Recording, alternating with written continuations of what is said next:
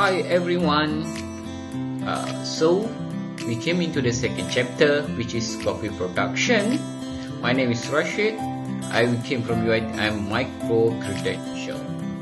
So under this chapter, what you will learn will be to understand the coffee harvesting process, recognize the impact of each roasting stage and flavor quality, and the third one will be learnings about storing in the coffee bean itself. So let's move into the first chapter, harvesting and processing. Typically, the coffee plant begins to flower 3 to 4 years after planting, with cherry ripening approximately 8 months later after the coffee have been flowering. Usually, in this technology era, we provided a new way of harvesting. Of course, the traditional one, we will use the selective harvesting method, whereby in the modern, with the advance of the technology, we have a strip and also the mechanical way of harvesting our coffee cherry. You must remember that every harvest method have their own advantages and also disadvantages. Okay, we look into the first one, which is selective picking. Okay, selective picking means that all the coffee cherry we will pick by our hand, and we selecting the most ripened one, the most good one, and we will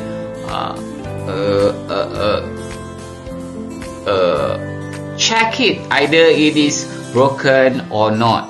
Usually these kinds of harvesting will give you a higher cup quality with almost zero defects, almost zero bean defect. Because why?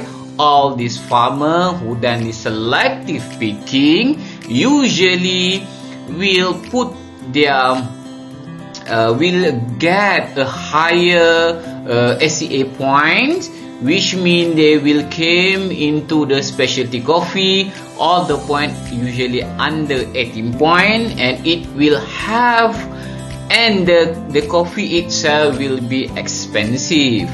Okay, we look into the disadvantage of this selective picking. It will take a more labor intensive. Because why?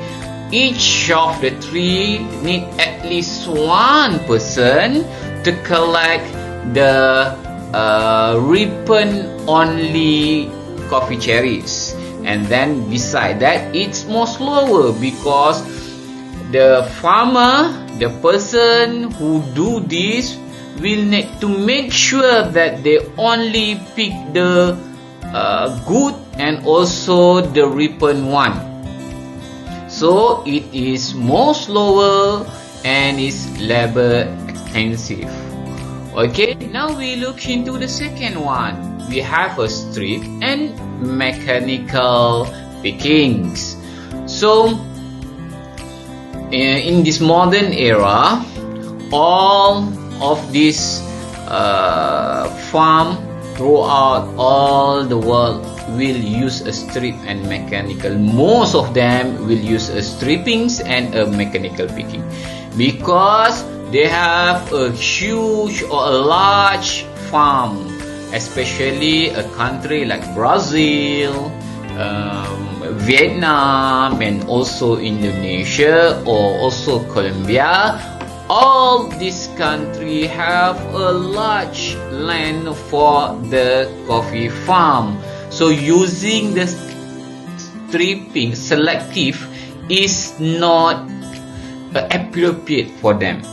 So they will come out with a new thing, which is a stripping and mechanical picking. Okay, strip picking remove all the cherries in one pass by using either the heavy cougar equipment that you can see in the slide, or even the big machine. Okay, the big machine itself. So this stripping and mechanical picking will make the process of harvest become fast. But all this technique we will need to sort the bean in order to get a good one only. When you do a stripping and mechanical picking, the ripen, the unripped, the broken one, all will be harvest. When this happen, the strip and mechanical picking will need one more task, which is sorting the defect cherries. How they do the sorting? Usually they will use some kind of sensor and a machine that can sort the good and the bad one. Or some places they still use human QC. So that means human who are done the selections of the good cherry beans or the bad cherry beans. So for this, usually the qualities of the bean may be dropped a little bit rather than the selective one.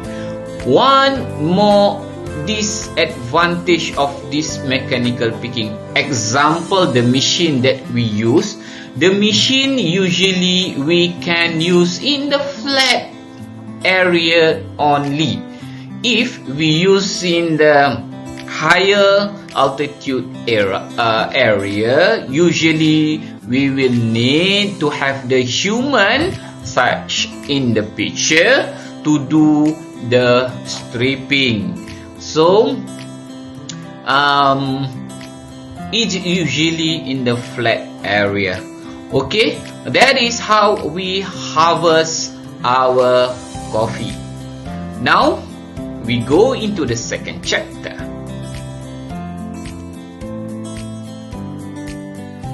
The second subchapter will be coffee processing method.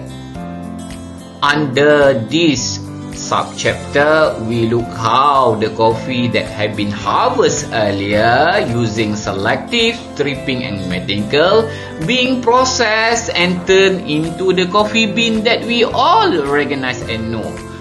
Before that, I introduced you the three types of coffee processing method that widely used throughout the industry. The first one, of course, honey. The second one and the most famous one will be wash, and the last one will be dry. So this coffee processing method we will look one by one. I'm started with the wet processing method. This is the most common that we use throughout the country, not only in Indonesia, Brazil, Colombia, or even though in India. All this area we will use the wet processing method. Why? The process of before we go that, we look into how we do the wet processing. Wet processing meaning that all the coffee cherries will be sent to a tank full of water, and then we will depop the fresh cherry and then remove the mucilage. Then we transfer into the tank that have water to be fermented, usually between 12 hours, and sometimes it go into 48 hours, depend on the farm or processor itself. After that, after we fermented, we wash and clean thoroughly the bean. All the mucilage in the bean, in the coffee cherries, will be removed we only want the yellow bean, then we dry it on either we use the traditional methods such as we dry in the pasho, or we can use the dryer, the electrical dryer. So it's up on the farm, whatever they want to use. Then when why so now come and why this wet processing is very famous, because the flavor itself is very clean and has a bright acidities. Most of the bean that being processed by the wet processing have a very clean taste. So that's why a lot of people love it rather than other two processing methods. So now we go into the dry processing. What is dry processing? Dry processing means when we pick up the coffee cherries, we don't do anything. What we will do, we just directly dry the coffee bean in the pasho or in the dryer itself. So usually this drying technique actually will take a lot longer, because we want to make sure that all the mucilages in the coffee cherries will be dry out. So after the coffee cherry have been dry, then we will have to remove the dry husk and parchment. Usually this kind of process will create a full body and more fruity flavor to the bean. Why? Because the sugar inside the mucilages will be absorbed in the bean itself. But sometimes the flavor will become funky, and the most not advantage will be sometimes the flavor is not consistent between each cherries. Okay, now we look into the third method, which is semi-dry or honey. So by the name itself, you will understand that it's do a semi-dry. So we combine two method, which is the first one will be on the wash a little bit about the coffee cherries, and then we dry it as what we done earlier. So this is the hybrid method, only partial removal of the pulp, and then we dry it. These types of semi-dry or honey usually can give you a balance of clarities, and also the sweetness of the bean came from the mucilages that will infuse in the bean. So a lot of people also love this honey processing method. But before we go through, there will be a risk of fermentation and drying. Okay, on this we will talk into the over fermentation that we have in our wash method.